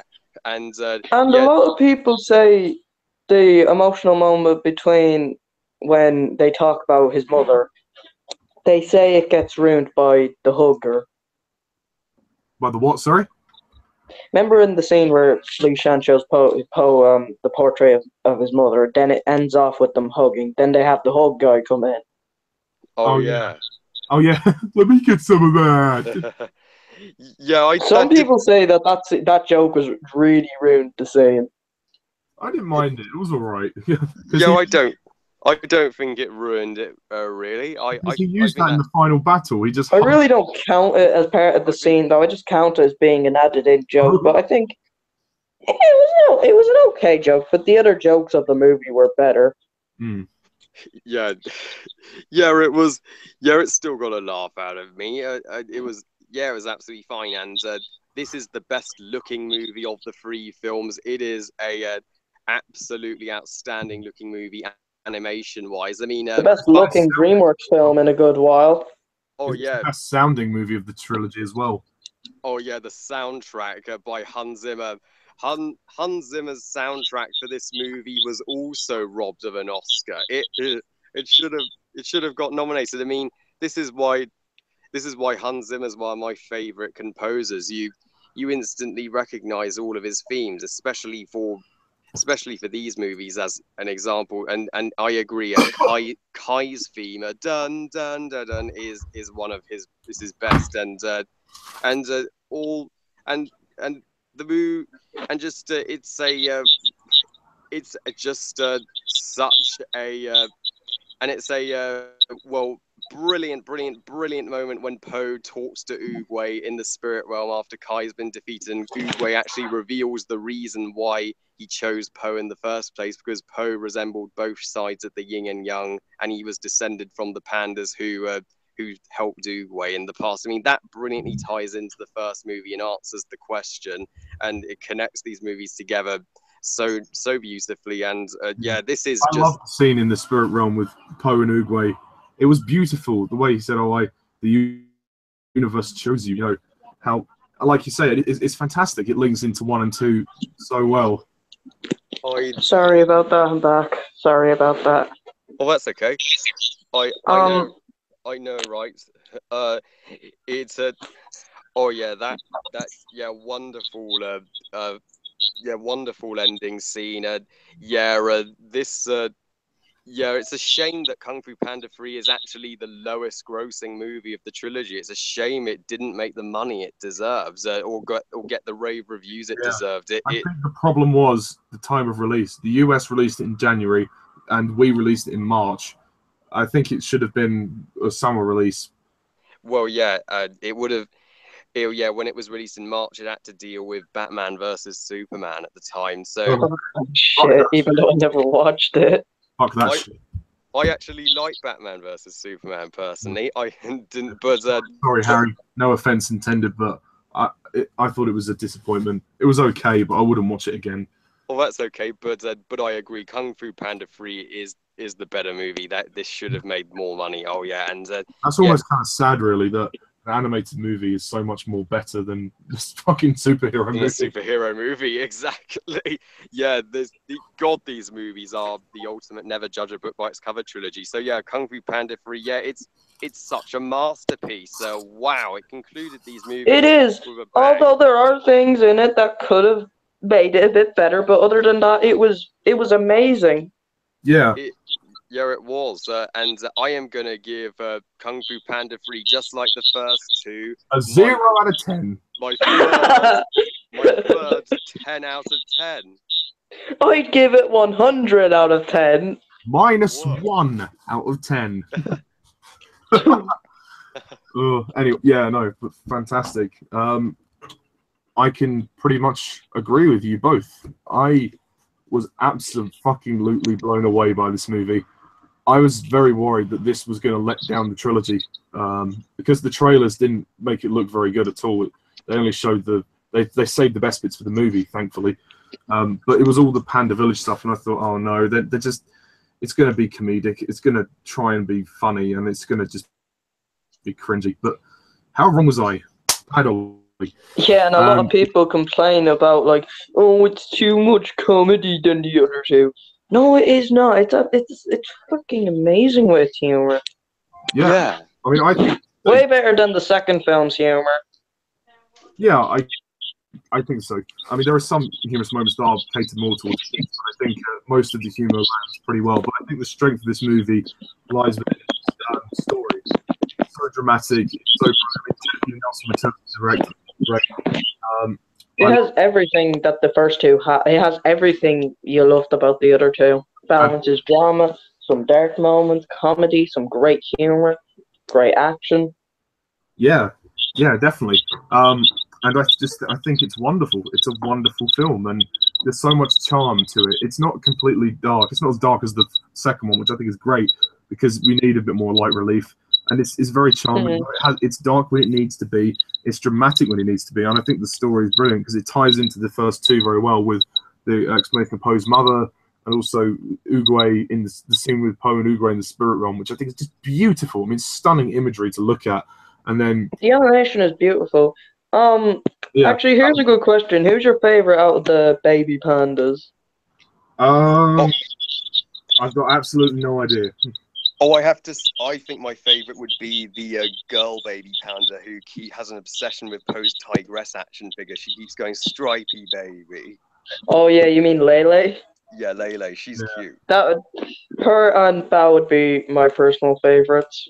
Yeah. I can't remember the name of what's the name of the ribbon dancer? Is it Mei Mei? Mei Mei. Yeah. Yeah. I Thank thought God she was they funny. didn't make her the love interest. Yeah. Look away! Look away! No, you can't. All of her lines. She was basically horny. True. So the animation. She was basically what? Horny. What? Well, yeah. I understand what that means. Anyway, moving away from that, I also like Mr. Ping in this movie. This is really his movie because he's been revealed as though there's another father figure in Poe's life there, and he's, and I love the scene with the two dads. It's perfect because he could have easily tried to, sabotage him and Poe's relationship, but no, he says, being a parent, you make mistakes. Welcome to parenthood. You lie, you do the wrong things for the right reasons. Such a beautiful scene because this movie actually teaches parenthood as well, especially in complicated family dilemmas where there's more than two parents. In this case, there's two dads. So not that they're an item in that sense, but just in the sense that they're both a father figure to Poe. That was very ballsy of DreamWorks to actually make two same-sex parents come together. Yeah, not as an item, but come together for Poe. Oh, yeah. That would have been very awkward. So, and I think they're great, both of them. I like Li Shan. He's a good character. I mean, obviously, he lies to basically protect Po from Kai. He says he knows Chi when he really doesn't, and he tries to take him away to the village to keep him safe. You can't really blame him, but obviously it backfires when he says, "Oh, I don't know Chi." When it all comes to head. And I like that he patches things up with Po, and Po finally has his real father in his life. But and it doesn't mean it means more for Po by having two dads. I think it's great, and they team up at the end. Double dad defense. That was awesome in the final battle. Po is just delightful. This character is amazing, and I really love his emotional journey. He's come of age. He's finally taken responsibility. He's taking action this time, and he's become a teacher. And I love in the beginning of the film, he can't teach the Furious Five, but he manages to teach the Panda Village by realizing that all you need to learn Kung Fu is you. You need yourself, and that's brilliant. Again, the moral messages of these films are unprecedented. They're so good, and they're so easy to understand. And I think a young audience will love this. And all the pandas in the Panda Village are funny. They are quite funny. There's the one that keeps hugging everything, like, let me get some of that. That was good. And Mei Mei, who's funny, who's doing the ribbon dancer. And then the baby ones as well. They're all cute. I love how that they've got two pandas named Dim and Sum. That's quite funny. Because obviously that's Chinese recipe of food. Yeah, and also the villain Kai. I really like him, or cunt, as I like to call him. He's very good. I think he's underrated. A lot of people tend to just fob him off and say, yeah, he's all right. But I actually really like him, and he has a great backstory with Oogway, how he was his brother in arms, and how they it's a very original concept, how he basically is greedy. He wanted all the power, despite the fact that he did save Oogway from dying. His greed overtook him, and I thought it's a very emotionally powerful story, because Oogway didn't want to have to banish him to the spirit realm, but he had no choice. But Kai obviously is still ridden with greed and revenge, that he wants his chi. He likes to talk about his chi a lot. I mean, when he finally, I mean, the opening scene is just incredible. That action scene between Oogway and Kai. Oh, definitely. So good. I almost wanted to see more of that. And then obviously Kai returns to the mortal realm, and when he appears on the farm, and that brilliant music, dun dun dun dun dun dun. I think it's actually like one of the best themes of the trilogy, like in terms of the music score. He's a great villain. I think J.K. Simmons does a fantastic job at bringing this character to life. You just see the hate pour out of him, and by the end, he gets his chi, but more than he wanted. But he asked for it. He asked for it. I mean, he has no major quarrels with Po, other than that Po obviously is the Dragon Warrior. But I love how he ties in with Oogway. I think it gives Oogway more of a purpose in the trilogy. It actually kind of explains a lot more in terms of the first two as well. It's fantastic. It really is. I mean, all the stuff in the Panda Village I do like, even if they're not in terms of, it's not like a big quest like the second one. There's it's like the preparation there when they start preparing for the big battle. I think it's great, but all the action is amazing. I love the final battle. It's so good. Like especially when it starts, Kai says round them all up, and then he just starts. He gets his jade zombies to attack them, and the music's rising, and they're all using their abilities to fight the zombies to basically distract Kai, and so Po can do the whooshy finger hold. It's such a great sequence, so well thought out. One of the best action scenes as well is when Kai comes to the Jade Palace and basically destroys it. That in a very epic fight with the Furious Five. You almost think like the odds of success are so low. There's no way of them succeeding. Tigress manages to escape, of course, but yeah, I thought that was a very dramatic scene when the statue of Oogway is destroyed, and the music. It actually nearly got to my heartstrings there. I was really actually sort of investing in this emotional story. It Yeah, was so until good. until now, we'd actually never seen a villain that was as powerful as Oogway. That creates so much more tension. Yeah, he's almost like Oogway's equal. If Darth Sidious is Yoda's equal, then yeah, Oogway and Kai are equals. Oh yeah. I mean, it's just fantastic. The movie is visually stunning. It is masterfully crafted. I mean, the animation is superb. Some of the best animation DreamWorks have ever constructed, and especially the stuff in Spirit Realm. It's just awesome.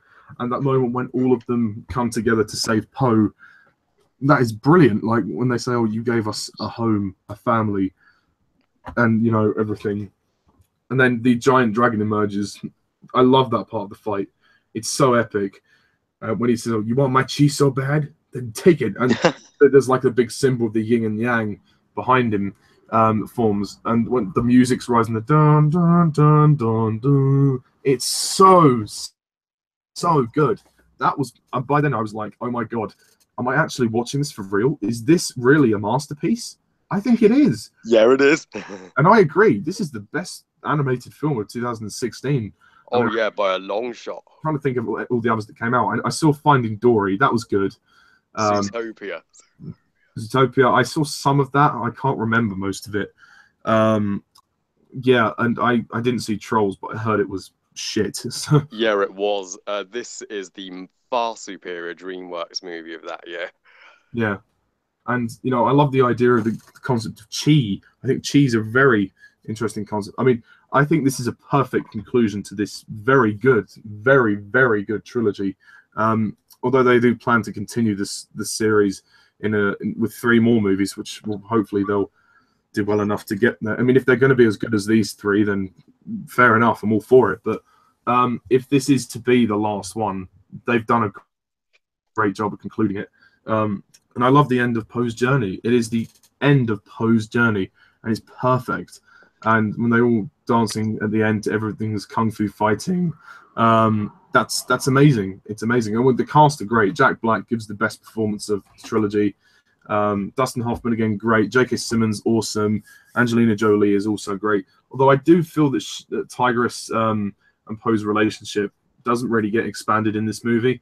I know that's not really the focus, but it would have been nice. I mean, towards towards 3/4 of the way in, she does question him when he's training. She says, "Oh, this isn't going to work. You know, you need to know chi," and he's like, "Oh, it has to work." And you know, so she does contribute, but not as much as the second movie. And also, there's a lot of more light relief in this movie than the second.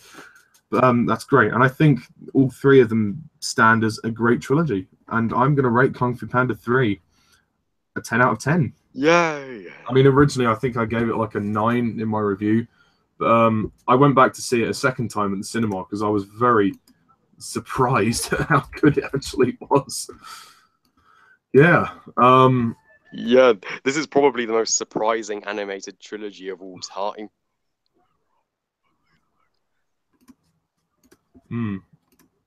Sorry? Yeah, this is probably the most surprising animated trilogy of all time.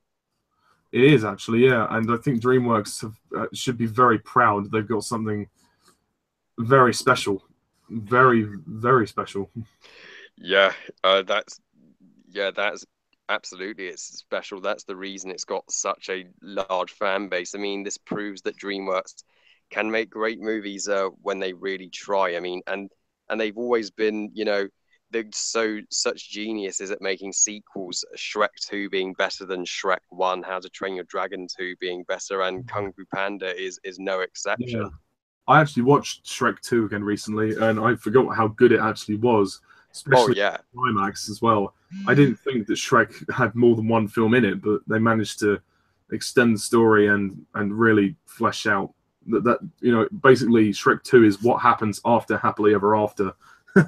Pretty much. Yeah. I mean, and then we got Shrek the Turd, which was oh god. I mean, I was actually very generous in my review. I gave it a pass at 6 out of 10. I probably should have bumped it down to a 5. Oh, yeah. I don't think it's terrible, but it is the weakest of the series by far. It's just not very good. It's boring. Oh yeah, as so, oh yeah, so freaking dull and uncreative. At least, uh, at least they tried a little harder with Shrek Forever After. Yeah, lol, Shrek 4 Ever After. Get it? Forever After. Yeah. Oh, I mean, yeah, Shrek 4 Ever After was at least a decent ending. Yeah. I mean, a lot of people, but I thought, well, it's better than number 3, even though it does have some issues. We can do a Shrek reflection next because there's 4 movies. There'll be a bit more to talk about. Yeah. Lee will be back in a minute or so he can give his thoughts, and then we'll close off. Yeah. But so just before that, so Kung Fu Panda as a trilogy, what's your thoughts on the overall trilogy? This is my second favorite animated trilogy of all time, second only to Toy Story. Yeah, I think it's that good. I mean, it's certainly well, kicks the absolute shit out of the Cars trilogy. I mean, that's a fun fact. DreamWorks actually have a better trilogy than Pixar. That rarely happens. Nobody asked for Cars to be a trilogy. Well, no, it didn't. It didn't need to be. It should have just been one movie. Yeah, exactly. I wouldn't have minded Cars if it was just one film. If they just had the first one, I would have passed it off. It'd be like, okay, fine. But they made Cars 2 and Cars 3. So. Well, yeah, Pixar and Disney just got greedy with money and merchandising, but Kung Fu Panda actually was a trilogy for story purposes, not commercial reasons, which was absolutely the right thing. I mean, I adore this trilogy. It's funny. It's packed with heart. It has awesome and very deep multi-layered characters. It has some spectacular animation. It has awesome, a phenomenal score by Hans Zimmer, and it's so underrated.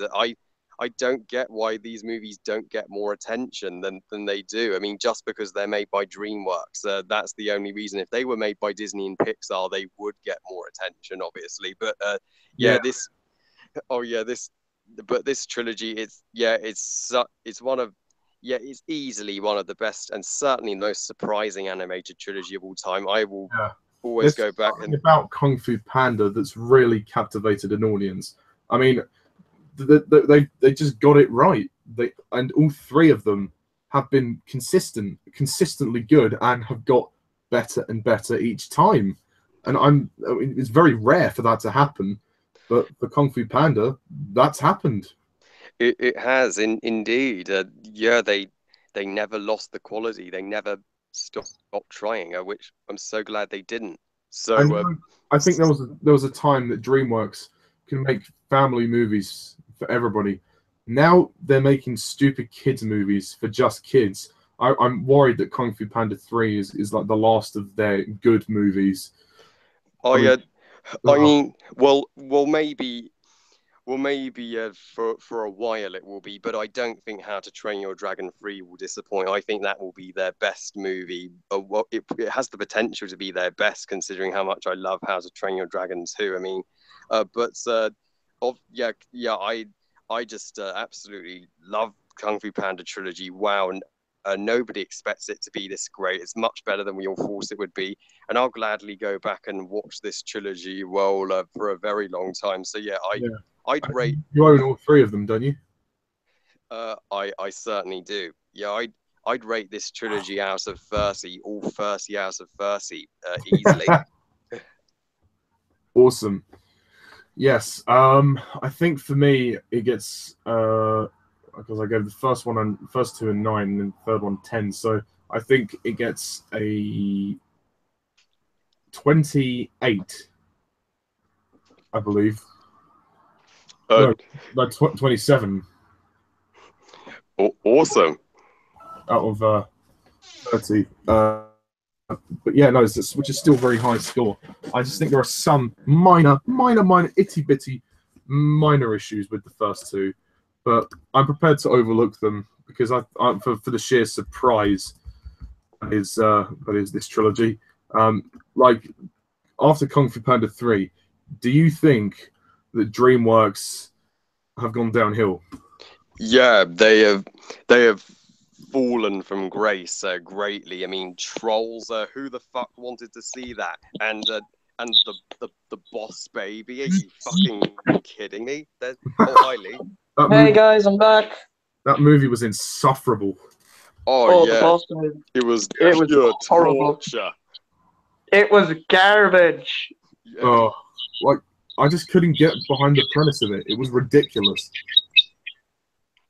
So on the crappy Dreamworks. okay, so what happened while I was gone? I basically just gave my thoughts on Kung Fu Panda 3. Just before I'll hand you over to Lee, I'll just say this: we should do a reflection on the boss baby at some point. Oh no! Oh yeah. And we should do one for How to Train Your Dragon. Yes. And Team Warriors versus Team Zombies. What about that, Harry? Would you like that? Yeah, all right. Also, we were thinking maybe next time we could do the Shrek movies as well. Okay. Yeah. So going back. What about Toy Story? Yeah, we can do that. I was going to get more people in on that, so I'll see when everyone else is free, and then you can join us, Lee. Speaking of Kung Fu Panda, so Lee, what do you think of Kung Fu Panda 3? What do I think of what? Of Kung Fu Panda 3. I think it's absolutely amazing and masterful. Although there are things, like I said, could have made it a bit better, like Lee's survival being explained, but I hope they explain it in a short. What do you guys think?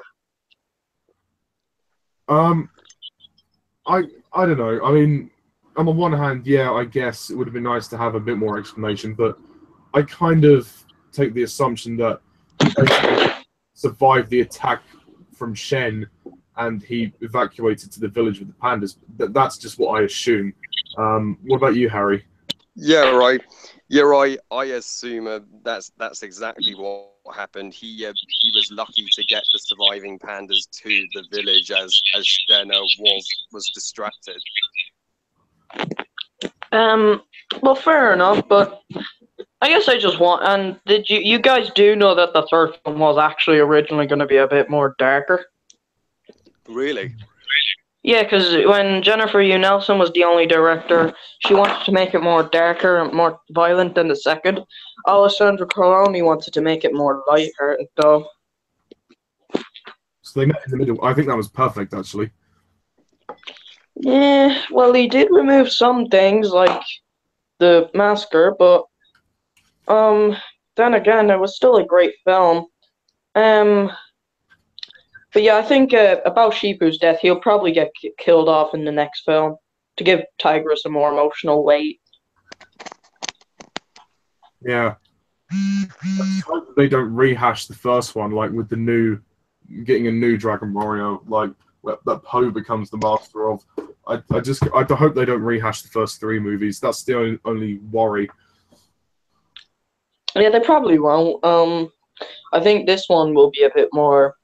I think the next films will be more darker and more emotional than the. Are they going to focus on Poe, or are they going to focus on a new character? I believe it's Tigress, actually. Oh, really? Yeah, we're going to learn more about her past and more about her parents and family. Oh, cool. I mean, is it a sequel, or is it like? I believe it's a sequel. I believe. Well, it probably is because they do say it's a sequel trilogy. Oh, but right. I hope it's good. Yeah. I think what would need to be I think it just needs to keep the heart and the emotional balance of the first 3. What do you guys think?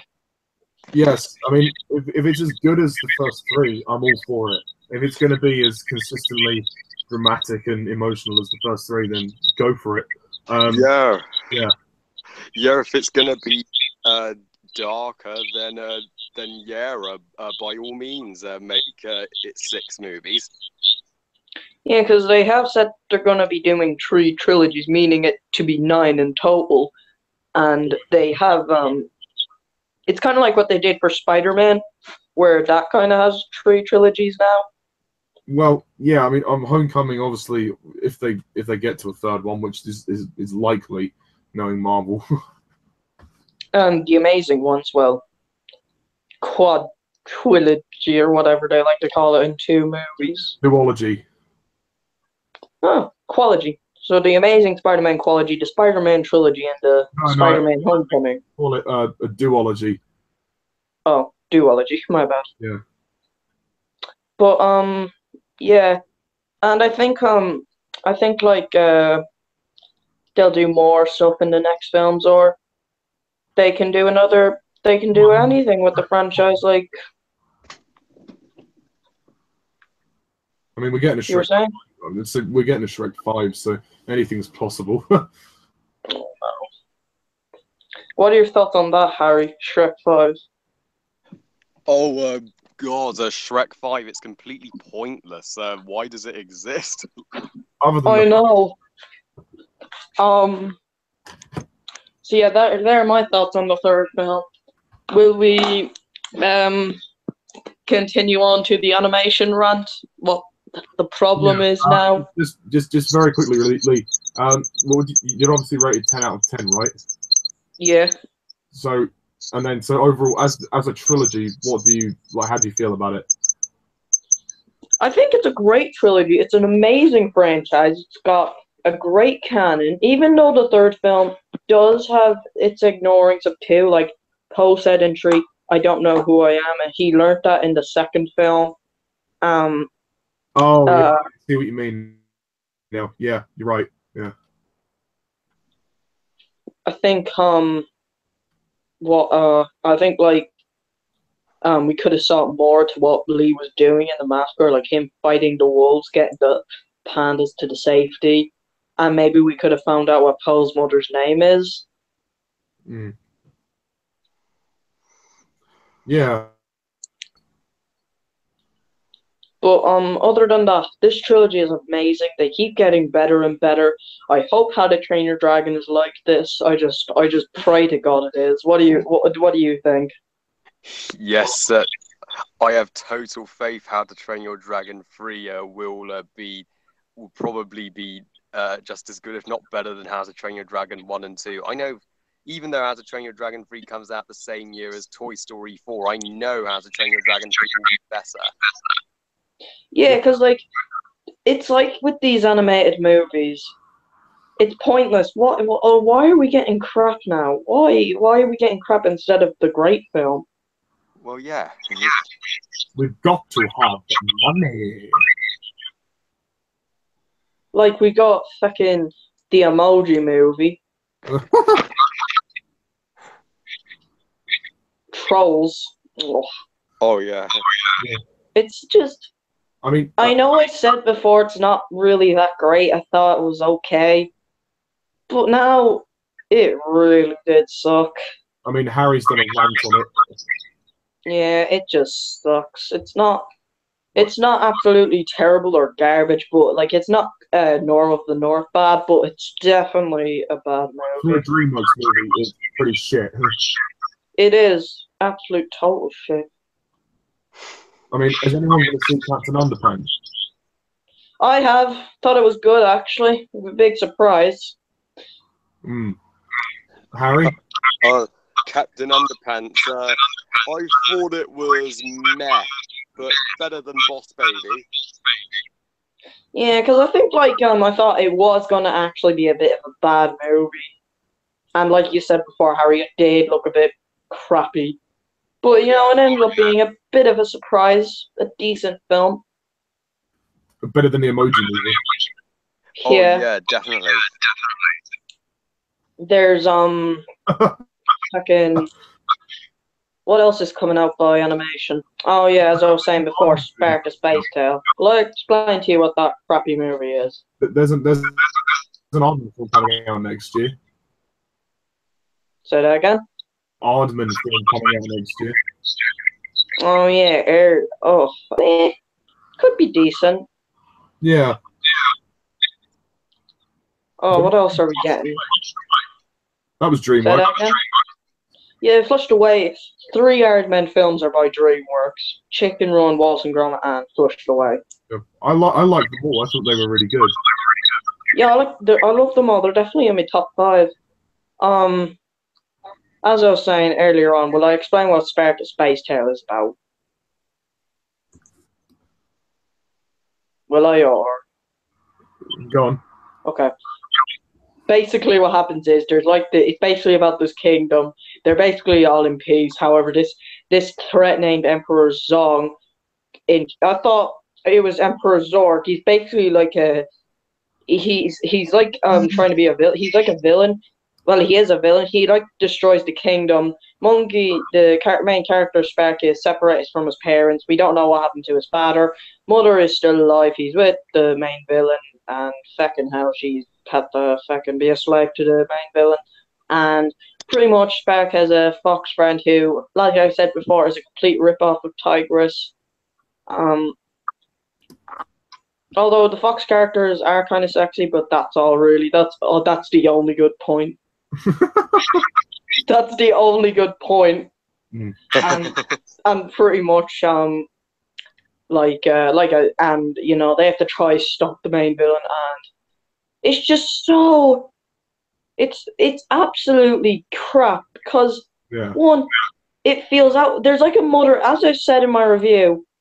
There's a mother and son reunion scene. It felt really out of place, and in Troll Hunters, those scenes worked because you could feel the chemistry. Spark is Space Tail, you can't because there's no emotion put behind it. Is it the boss baby? It's not the boss baby, but it's definitely something like Trolls, but like I think it's worse than Trolls. It is worse than Trolls. I can send you a link to my review because just like it's absolutely crap.